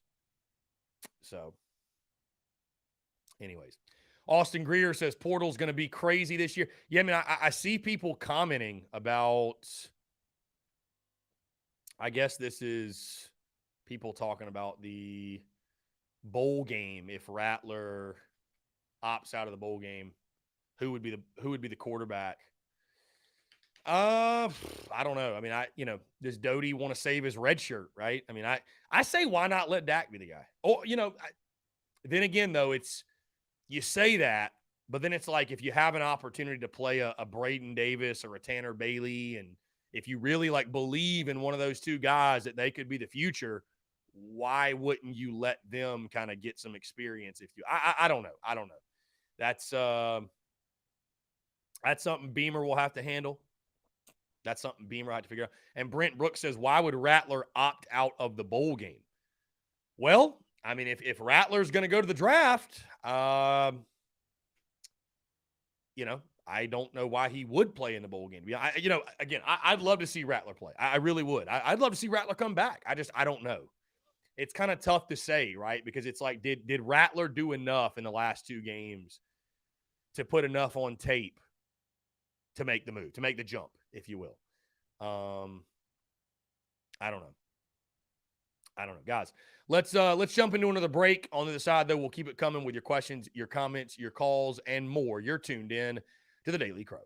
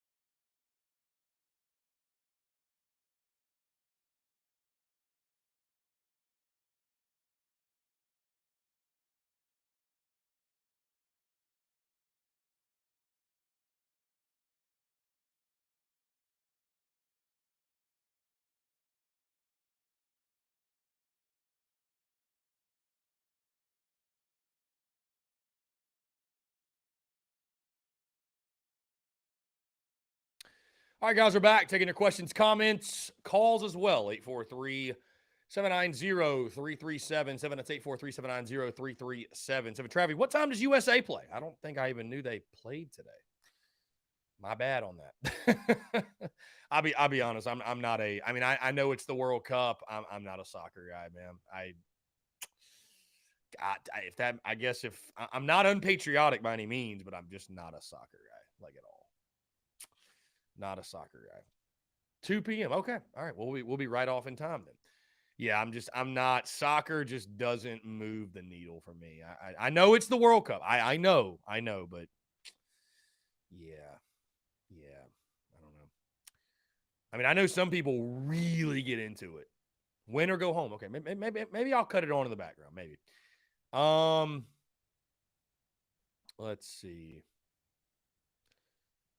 I guess Chase is responding. I don't even know if I asked the question, but he's responding to is Rattler. Has he done enough to go to the draft? And Chase says, I don't think he has. 2 games were great, but he still threw 2 bad picks this week. I don't know how much the scouts put into that. In my opinion, he needs to come back and put 12 games together like the last 2 weeks. But money talks. If he and his agent think he'll be drafted where he wants to go to be, then go for it. Yeah, I mean, I think, Chase, you put it pretty well. I guess here's what you have to keep in mind. And anybody who's played, especially a collegiate sport or or has just followed the draft before, right? You're going to understand this, that statistics don't mean a ton when it comes to getting drafted. I mean, do they help? Sure. But look at Jalen Foster last year, right? And I know it's a different position, but look at Jalen Foster. Dude was an all SEC player, All-American. He was an All-American player. But it's more so, guys, about projectability, and it's more so about measurables and things like that. I mean, you look at the sport of baseball. I know it's a different sport, but I mean, you see guys that don't even play a whole lot get drafted. And why do they get drafted? It's not because of stats. It's because the player – it's not because of the player that they are. It's the player they project them to be in 3, 4, 5 years. And so scouts might look at a Spencer Rattler and say, hey, we don't really care about your statistics. Like, we've seen the arm talent, right? We can mold you into what we want you to be. But Rattler's got some things you can't teach, right? I mean, that arm talent he has, you can't teach that. You either got that or you don't.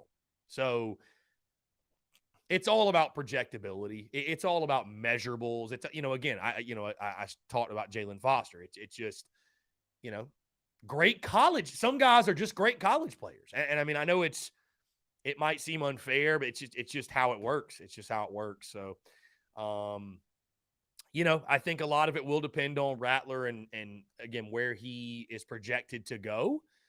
Could NIL play a part? Maybe. I mean, maybe if he doesn't love where he's being projected to get picked and South Carolina is able to put together an NIL package that is enticing enough for him to, consider returning, then who knows? I mean, maybe he is a guy that decides to return. And I mean, my goodness, I know all selfishly, we'd all love that, right? Selfishly, we'd love to see that. But again, if I was a betting man, I'd put my money on that Rattler will not be here next year. I just have a feeling, and I always felt like from the jump, this was going to be a 1-year thing. I did.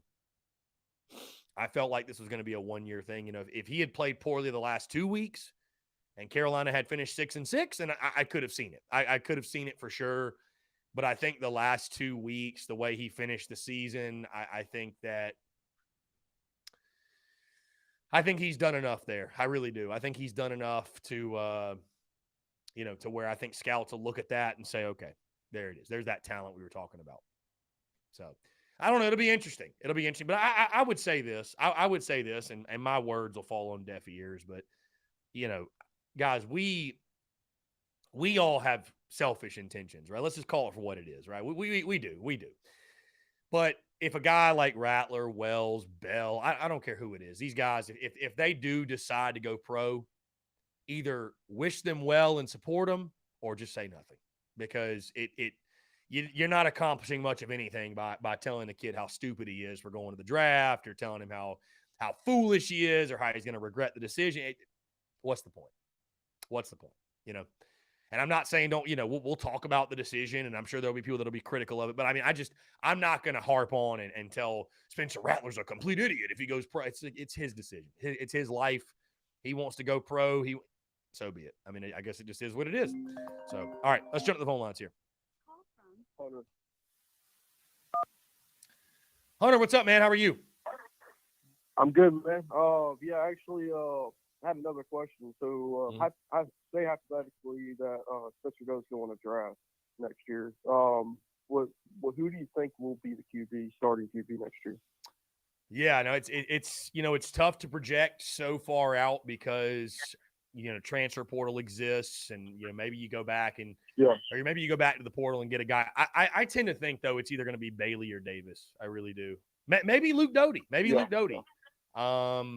Yeah, maybe Luke Doty's the guy. Again, really, really tough to project. I mean, I can tell you this. Joyner's the senior too, isn't he? Well, it's interesting. Joyner actually has another year, and I did not realize that. So he's got a decision on if he wants to come back or not. I mean, I don't know what DeCarrion Joyner's going to do. On one hand, you say to yourself, I mean, many people say, why rush into adulthood? Why not stay in college and play college football? But on the other hand, I mean, he's been in college a long time, man, and he might be ready for the next chapter of life. And you just never know. So I think that'll be interesting. I mean, I don't want to get back in this combo, but I don't think DeCarrion Joyner returning. I don't think he would be legitimately an option for the starting quarterback. Again, let's just not even dive down that rabbit hole. I think either Doty, Davis, or Bailey though it'd be one of those three guys. It'd be one of those three guys. So. See, yeah, that's what I'm thinking too. But I mean, Doty, yeah, I mean, I don't know. It's just like up and down with him. Like he would start beginning of the game, and then he gets another, like he gets an interception or he incompletes a pass. My opinion, I just think, I don't know. He's not really that good of a player that people think he is. Luke Doty, you're talking about? Yeah. And I feel like that I'm a Gamecock fan for life, no matter what. But I'm not trying to hate or anything. But just after watching what Doty did, say for instance like the end of the Georgia game, he threw an interception or pick six, whatever that was. So that's what I'm thinking. Like or Bailey had an offer from like Alabama or Georgia. If he's that good, then put him in. Like same thing for Rattler. Like why would you not start Rattler? You know what I mean? Well, I guess I'd say this, though, about Luke Doty is I'd be surprised what Doty could do in a different system. I really would. I mean, I think, we haven't seen a healthy Luke Doty in a system that's not Marcus Satterfield's. So. Yeah, for sure. I mean, with different OC, maybe they can coach him up and all. I mean, I guess we'll see till next year. Hopefully, Garrett Riley will become the next OC. But I think. Yeah, I mean he's going to the playoffs. I doubt he's gonna get hired right then and there. So yeah. I don't know. I think depending on the guy, depending on who it is will kind of give us the timeline, if you will. I think depending on who they can get. So I don't know. We'll see. We shall see. Yeah. That's all I needed. I appreciate it, man. Hunter, appreciate you, man. Thank you so much. Great stuff from Hunter calling in. Again, guys, 843-790-3377. We got the chatter going about. Brian Lattimore says in the TDC question channel, he says, honestly, if it weren't for NIL, he'd be gone, no question. With the last two games in NIL, he has a legitimate reason to come back for one more year. Quick question. I see Corey Bridges coming. Is this Corey Bridges, the former receiver, my buddy Corey Bridges, or is this a random Corey Bridges? I'm just curious. Because Corey Bridges says, my buddy that works for the East-West Bowl out in Vegas has said his projection is after the 4th. And so NFL scouts are advising him to go back to school, but whether he does or not is up to him. So, I mean, again, obviously, selfishly, guys, I'd love to see Rattler back. I'd love it. I'd love to see Spencer Rattler back. I mean, guys, if you got Rattler back, the number one, you would crush in the portal. You would crush. There would be so many big-time wide receivers that would want to come play, and just big-time offensive guys that want to come play with Spencer Rattler. right? So you have that, and then the hype and the momentum. I mean, it would be insane. It would be insane. So obviously, I think selfishly we'd all love to see him back, but he's got to make that decision. So we'll see what he decides moving forward. So Travis says, how's our O-line look next year? We're losing a decent amount. Yeah, Travis, I think the big question for next year is going to be on the line of scrimmages for sure. You're going to be playing, I think, some young guys. And again, I think that's why you're seeing them recruit on the line of scrimmage so hard. So, I think that's why. You're seeing them recruit the way they are. So, yeah, Michael Brock, Nate Atkins was fantastic. Yeah, Nate Atkins was absolutely fantastic. So, I see Dylan Drives talking about Spencer Rattler's whip. Didn't Jim Hudson give him a car? Right? Or did I dream that? Here, we got a text here. Let's see. From Tyler. He says, Chris, first off, screw Clemson. Second, I was one of Spencer's biggest critics, and I'll be the first to apologize to him. His play these last 2 weeks has been absolutely brilliant. Be the first to eat crow in regards to how good he can be. Something changed in the play call to allow Spencer to show his true talent. Elated for him. If he decides to come back, I'll support it 100%.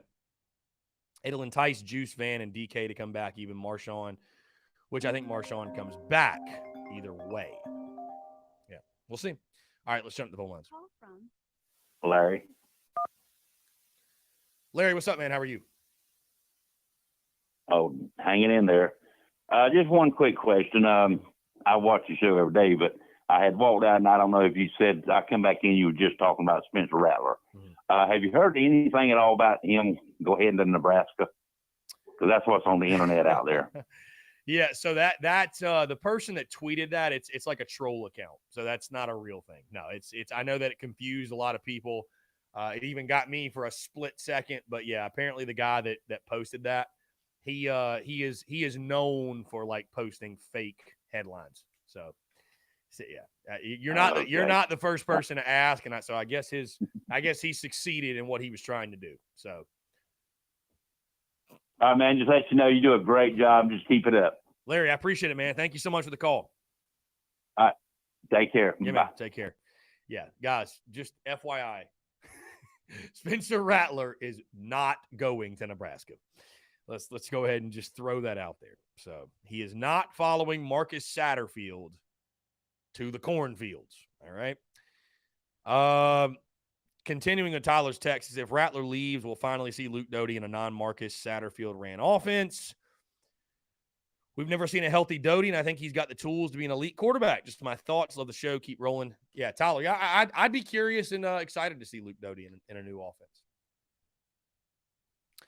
Dylan Drives says, any chat about Freddie Kitchens being the OC? I hear that he was calling the plays the last 2 weeks. Kitchens could be. I tend to think that they're going to go outside of the staff. I really do. I'd be surprised, and I'm sure Kitchens had a role in the last 2 games. I personally, and maybe it's a little unfair because I'm holding resentment and some judgment from the previous regime. But after the way it went with the Muschamp era, when they hired from within and gave Brian McClendon the job, I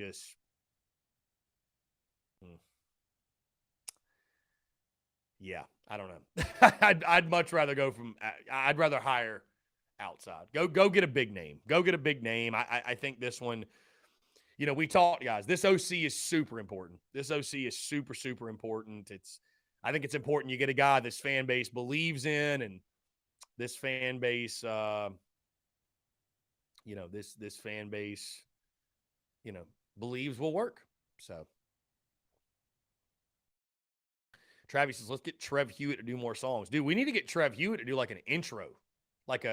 We need Trev Hewitt to make an intro song for TDC, right? Maybe an intro song for the Spurs Up show. That could be a move. I don't know.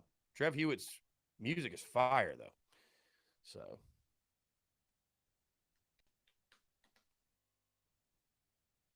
Yeah, Justin Kyle says at best it's time for a home run hire for the OC. I'd agree. I'd agree 110%. Yeah. I mean, Heath Hagler asked, let's say Freddie Kitchens was the one who fixed the offense the last 2 weeks. Would you be okay with him at OC? Well, here's the thing, Heath. After the final 2 weeks, you sort of have to trust Shane Beamer, don't you? I mean, you kind of have to. I think Shane Beamer, because I was asked about Marcus Satterfield returning, and I just said that, after the way the season's ended, I mean, I think you have to just trust Shane Beamer and say, you know what, you've earned the right to make whatever decision it is. Not that he doesn't already have the right or he needs the fan base's permission, but, it's like you've earned the right. You've earned our trust. You know what I mean? So I think you just got to roll what Shane Beamer wants to do. I think you got to roll what Beamer wants to do. And, I'm sure I see Coach Ford would like to know if Lebby is looking to bolt from Oklahoma with the heat coming to Venables. I wonder who Coach Ford wants. Coach Ford, we finally got our wish, my guy. No more Sat. No more Sat. So let's see. Gene Lott says Step maybe a co-offensive coordinator. Greg Bedinger in the TC Questions channel, the Big Cock Club Discord, he says, if Rattler doesn't play in the bowl game, what do we do at quarterback? Can Doty play and not lose the red shirt? Greg, I'm pretty sure that would apply to his red shirt. Let's jump back to the ones. To accept, press. What's going on? How are you?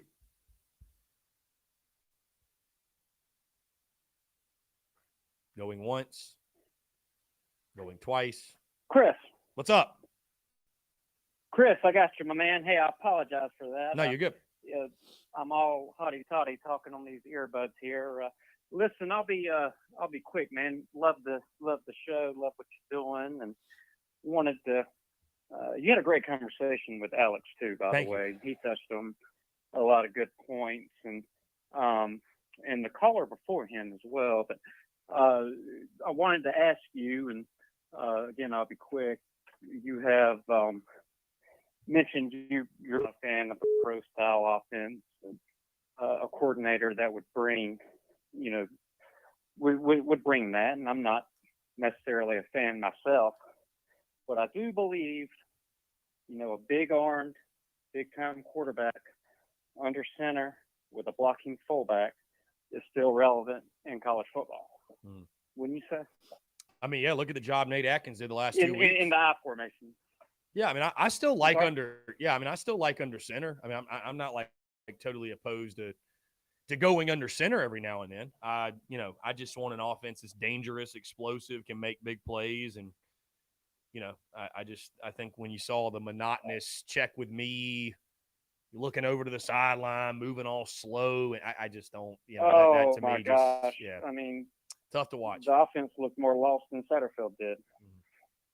Yeah. It is tough to watch, and I just would kind of like your take. Do you think? I believe you've mentioned you'd like to see a spread it out, throw it across the yard kind of offense, right? Oh yeah. I mean, I want to. Somebody asked earlier, and I forgot to get to the question. They asked, would you rather have a hard-nosed defensive team and an average offense, or a high-flying, explosive offense and an average defense? I just think the high-flying offense, that is college football. That's football today. I mean, I both. Okay, yeah. Great. Yeah, I love that. And that was a great question, too. So, yeah, I'm glad. Okay. Let me ask you, too, and I don't ask this question taking away from all of the great quarterbacks that have been through USC, specifically under Spurrier. But when I used to record Florida football games on VHS tape and write those plays down on paper. And Spurrier was there and was elated when he came to South Carolina. I thought we'd have 5-star quarterbacks knocking on our door to be here. And again, this goes back to my point. I'm not taking away from our quarterbacks, but his days at Florida, he in a sense had a pick of the litter for the best 5-star quarterbacks back in those days, and wish that we'd have seen some of that at Carolina. But he developed some great quarterbacks at South Carolina. Yeah, no, that was always that was always surprising, wasn't it? That was always surprising that he could not get more of his quarterback. Hey, not to cut you off, my guy. We got Savelle Newton calling in, so I'm gonna see what Savelle wants. Take it, my man. Take it, my man. He's a TD area guy too. Take it. Yeah, I appreciate it, man. Chris. Yeah, no, thank you. I appreciate it. All right, let's get Savelle on the line Call here. from Savelle Newton. Savelle, what's going on, my man? How are you? What's going on, brother? It's great to hear from you, man. I appreciate you calling in. I obviously always value your insight, and great Tuesday to chat with you, my guy. What a weekend! What a game! How you feeling? Man, I feel great, man. I'm actually proud of the team. I'm proud of the team. I'm proud of the way they responded these last two games, the end of the season, the regular season, like they did. Nobody gave us a chance in either game, not even really myself, being honest. I'm very honest. So, just to see how we finished the game was very crazy. Like the last two games, the beat number 5 and then come beat Clemson. It was amazing, man, to watch.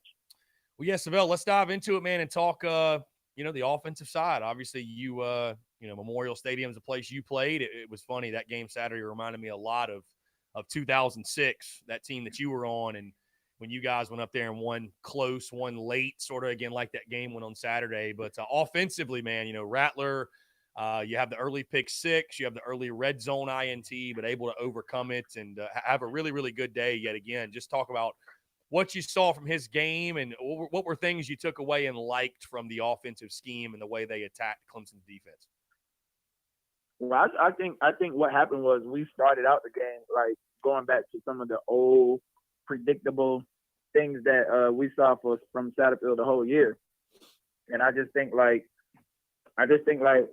was a conversation on the sideline. None of us got to really see it, but I think Rattler probably went to the sideline, expressed his frustration, because I seen when he threw that first touchdown to Wells, you seen his reaction when he turned around and it was like let me work, So I think we've been holding him back all year, and I've been saying, and I know, hearing Garcia and a couple of more guys saying he needs to stop holding the ball. But when you don't have a scheme in place or things that help what you're talented at or to help what your strengths are, it's kind of like you put a quarterback in a position to fail. Like if I'm a known running quarterback or something like that, when I played, and I have a coach put me on the center to take away my strengths, to take away my arm strength, take away my abilities, it kind of cripples me as a quarterback.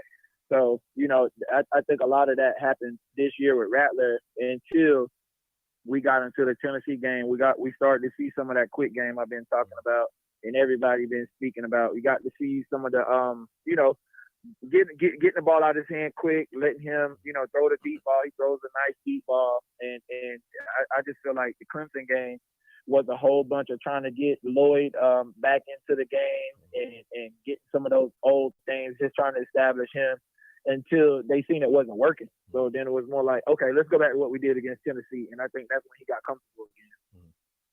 Yeah, to your credit, Savelle, when I talked about the game last week on my Friday podcast or whatever, giving my keys to the game, I credited you and talked about quick game. And I just felt like quick game needed to be a big part of the offensive attack, because you looked at Clemson and their strength and the defensive front and the linebackers, and you knew it was going to be hard to run the football. But I'll ask you this, how surprised, if at all surprised, were you that, normally when you can't run the football, that basically spells disaster, right? I think of 06, like I mentioned, when y'all went up there, y'all ran the ball extremely well. Mike Davis and Corey Boyd. And I mean, I think we had a field day on the ground, but I just thought what was so intriguing is that, we could not run the football Saturday. And I think they knew we couldn't run it, and still Rattler was able to cook, and Rattler was able to have success in the passing game. Did that surprise you at all, or what were your thoughts on that? Well, Well, we already knew. We knew about Clemson defensive line coming into the game, so we knew we wasn't going to really have like a run game. We haven't had a run game all year, right, because the scheme that we ran was like I said, it was not a good scheme. It didn't benefit our offensive line any. It didn't benefit our backfield any. So I think like going into the game, we knew we wasn't going to just establish a running game against one of the best defensive lines in the country. That didn't even make sense. So, just to see, what we did was to start using the quick game, which is just as efficient as having a good run game. When you can get the ball out to your playmakers, let them make some plays on the perimeter. That's when we at our most dangerous. I've been saying that all year. Get the ball to the playmakers, let them make teams come up and tackle. In college football right now, the hardest thing for defensive backs are to do, because a lot of teams are being so confident in going cover 0, cover 1. Is more cover 1 now in college football than we've seen ever. So now you asking, your perimeter players, you're asking 19, 20-year-olds, to come up and make tackles in open space. And that's kind of hard unless they played arena ball before. Yeah, no, for sure. Hey, Savelle, I want to get into this, and I'm sure we possess this all year, but I think over the last 2 games, when you look at the opponents and the way we won, it just stands out more. But because what I was going to say is I know the Cam Smith quote, the drop your nuts thing, and Zach Pickens echoed it after the Clemson game. And that kind of took over, right, these last 2 weeks, and obviously went viral. But like, I love the tenacity and the edge and almost this chip on our shoulder underdog type thing we've been playing with the last couple of weeks, attacking defensively and just being the aggressor, being sort of the dictator of the ball game and how the game goes. Your just overall thoughts on that and how this football team, sort of the mindset they attacked, these last 2 weeks with. I think that's something, if you can carry it over, as Shane Beamer builds his brand at Carolina, that's really something I hope to see stay, man, is that chip on the shoulder, playing with that edge, if you will. Yeah, I mean, we all knew like that Beamer was that's just coming from like a lot of the players that played in that era where we were the most success, had the most success. Those guys, the way they spoke about him, the way they talked about his, his tenacity, his energy, like, those guys like Marcus Lattimore, DJ Swearinger, and some of the big names that came out during those years, they spoke highly of him. So we knew like what type of energy that he was bringing to the team then. But a lot of times you get these coaches, you get a lot of these coaches who has all the people, the player skills and things like that, and they just don't make the right decisions at the start. Like Marcus Satterfield was not the right decision for our future, and I think he started to realize that more as the season went to go on. And I think the players also started to realize it, like, hey, like, we love Beamer. Like, this is a guy that we trust. We know that he's going to fix this, get it right. And, and still to have, like, the staff that he has, Steps and have somebody like Demo, like Demo on speaks on your staff and things like that. It's all, the culture is already set. It's just about decision making now. Like who's the next guy up? The players, whether we had the talent or not. I mean, we got two free safeties that are probably, to me, like about the best set of safeties I've seen in Carolina in a while, and they're freshmen. So we got those guys for 2 more years. A lot of young talent coming in, and still talent we haven't seen yet. So I think the foundation definitely has been stamped with those 2 wins because, I thought we had the talent the whole time. I just felt that it was just misguided. And now that we have parted ways or someone parted ways with us, which whatever way you want to put it, by Felicia is what I said. Like, let him roll on, go where he's going, and we, establish who's going to be the next guy in charge, and hope that the decision this time is the right decision. Which I don't think Bobo. I don't even think Bobo was the wrong decision. Yeah. I just think like timing wasn't the best because of injuries. And I think I'm not saying he was the wrong decision in the Muschamp era. The first decision up front, with Roper and Satterfield was two bad decisions for the program. But now, this is like you said, the foundation is set.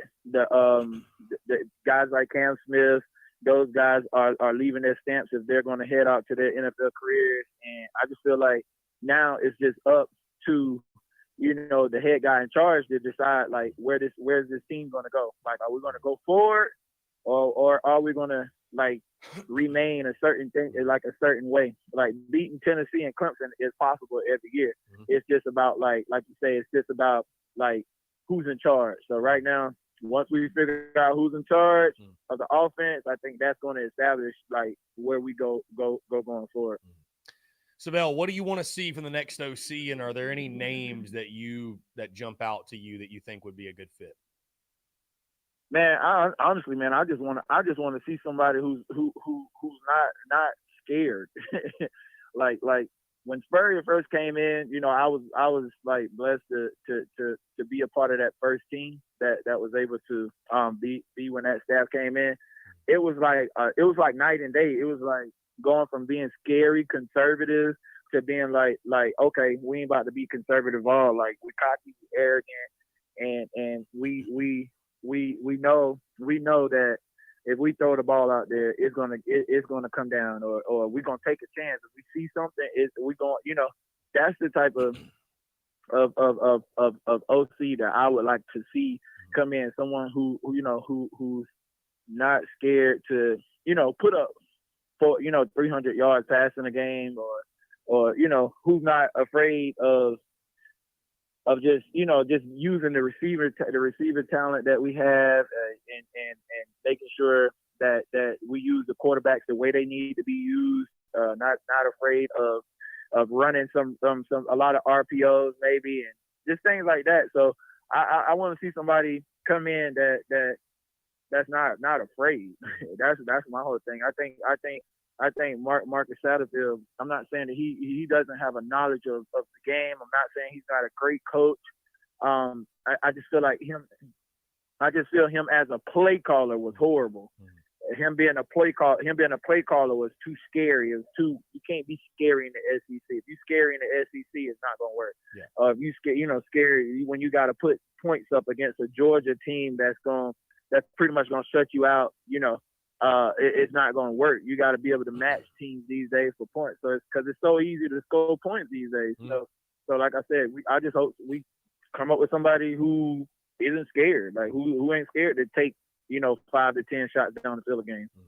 So Savelle, I only bring this up because it's a debated, such a highly debated topic, and I'm not necessarily asking you to speculate and claim who exactly it was, but obviously it sounds like you would agree that something changed in Tennessee and Clemson. It wasn't just Marcus Satterfield had a come to Jesus moment and the spirit of Steve Spurrier infiltrated his body. Like you believe that something changed in regards to the voices in the room, or the philosophy maybe, or just the play calling itself. I mean, I'm not trying to put words in your mouth, but from what you're saying, it sounds like you would agree with that statement. I honestly agree that, or would be on record to say that I think something changed within the players. I think the players read, you know what I'm saying? And not to like voice myself out on some of the players that I was able to talk to or anything, chat with or anything like that. But, like players know when things isn't right. They playing a game. And like back in the day, I knew like that last year with Coach Holt that it wasn't right. Skip had he checked off all the lists for what he wanted to do right then and there, but we wasn't able to do it. So I knew something wasn't right. So the players know when something isn't right, and I just think the players kind of took it amongst themselves to say like, hey, yeah, like Cam Smith say, hey, drop your nuts. We got to do it on our own. we got to make things happen. Like, hey, Spencer, like, don't be afraid. Don't be afraid to let the ball go. Get the ball out your hand quick. Like, I know you're supposed to go through your reads, but you could just tell that it just changed with him. So I think that was a big start of it. Like, we already knew what he could do coming in, and I just think that I'm not gonna say someone else was calling the plays or anything like that, but I just think the players was saying, like, we gonna make plays and we gonna do it our way. Like we're not gonna let you, like, hold us back anymore. And I think that's what happened. Savelle, Spencer Rattler, I know it's outside looking in, but I'll ask you, a lot of debate about his future. You have any thoughts on if you were advising him, I guess? I mean, I guess a lot of it depends on what scouts are saying or draft guys. Like, what do you think in regards to Rattler's future? Do you think it'd benefit him to come back for another year? What are your thoughts? Honestly, like, when you think about the when you look at Spencer Rattler this year, and you think, like, if you look around the SEC and even the talent that's just coming out of the SEC, you got Will Levis, who's potentially first round quarterback that's rated. You got so many quarterbacks that's coming out this year, or that's seniors that has to come out this year. Even when you look down at Coastal Carolina, I mean, you think about Grayson McCall, and things like the ball that he has played down at the beach. So you look at so many quarterbacks and you think, like, okay, like, if I'm a quarterback like Spencer Rattler, who has an opportunity to, make more money in NIL deals than he's going to make in his first probably potential 2 to 3 years in the NFL. Why would I leave? Like, back then, you know what I'm saying, as a junior quarterback, or it was like, okay, I need to go get the money. But now it's like, the way that the times have shifted, like, these players, like, if he comes back after beating Clemson and Tennessee like that, his NIL deal money is going to be extremely, in a different ballpark. He's already up there, in the ballpark. So, like, why would I, like, potentially go to the NFL and risk being just a third stream or backup? Not saying that he can't start now, but I think he still has a lot of things that needs to be proven as a quarterback. I think if he comes back, and possibly getting some more help out of the portal, because there's no way Wells come back, there's no way Bell come back. That's a different thing. Those guys right there. But at the end of the day, like, if he comes back, I think that kind of places us in a place to where, like, we're going to potentially be ranked right there in the top of the SEC. Top, like, we probably start the year out, like, in the top 20 or 15.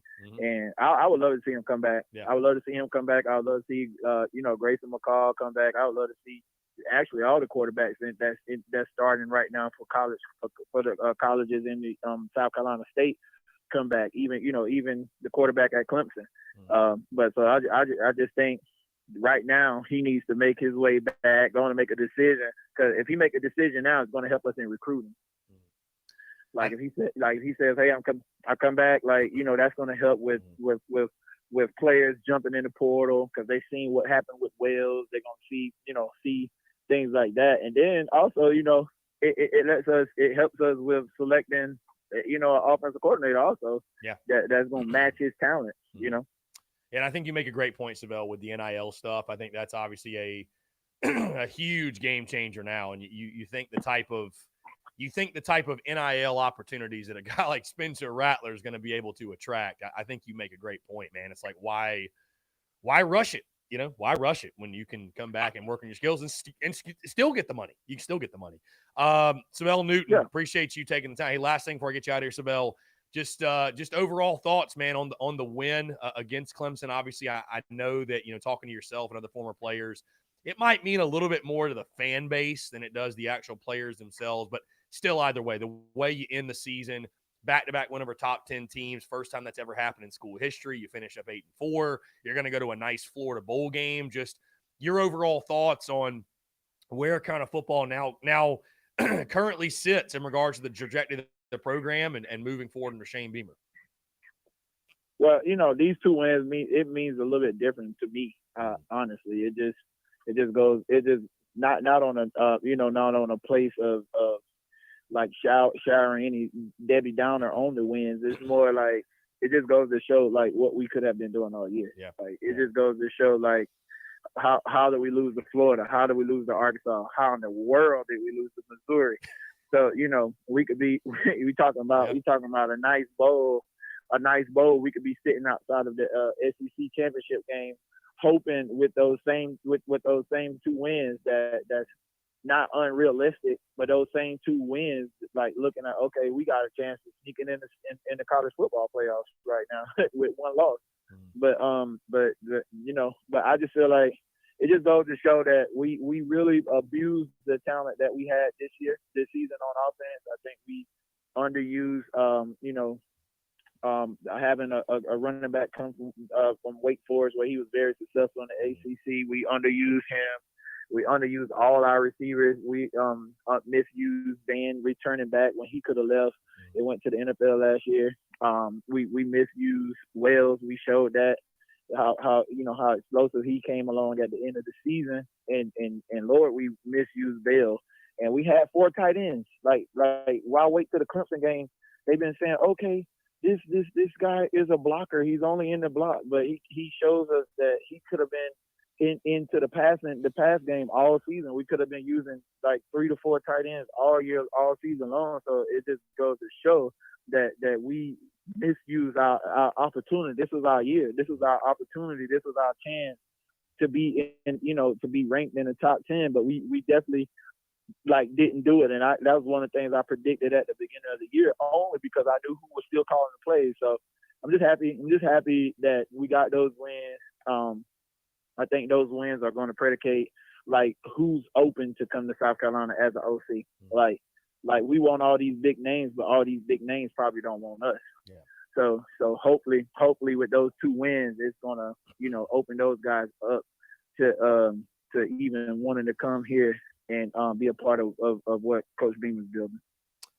Savelle, it's always a pleasure to chat with you, man. I appreciate you calling in, all your insight. Hey, congratulations on the win to you, all of Gamecock Nation. And obviously you were ecstatic watching what you saw on Saturday, but dude, I always appreciate your insight, man. Thank you for taking the time. We'll talk soon. Yeah, and don't be surprised if you see me as the head coach of the USC Commander Club team, because I'm getting back into coaching. I know a lot of people say I don't have the experience and all of that, but I know a thing or two. But I'm definitely thinking of considering of coming back to USC and taking over the club team. So be on the lookout for that. I love it, man. I love to hear it. We'll follow and support your journey every step of the way, my man. I know you'll have great success. I already know, brother. So, all right. Yeah, man. All appreciate you. We'll talk soon. Great stuff. And guys, what a way to end the show. Savelle Newton, Gamecock great, Gamecock legend. And I thought his perspective and insight was very interesting, especially the end of his banter in regards to talking about what the season could have been, right? I mean, I guess that's the flip side. Of it, right? Is just you look at that offensive talent and what you saw the last 2 games. We're gonna cut the phone lines off, guys. What you saw the last 2 games and what could have been. So, anyways, guys, appreciate you all tuning in. We're gonna go and get out of here. It's past 2:00. Thank y'all so much for taking the time to call in, to chat, the banter. You guys always bring the heat, and I truly do appreciate it. Podcast will drop tomorrow. Stay tuned for all the content today. Content bleeding out the eyeballs, as always. Appreciate you all tuning in, guys. Have a great rest of your Tuesday. We will talk to you all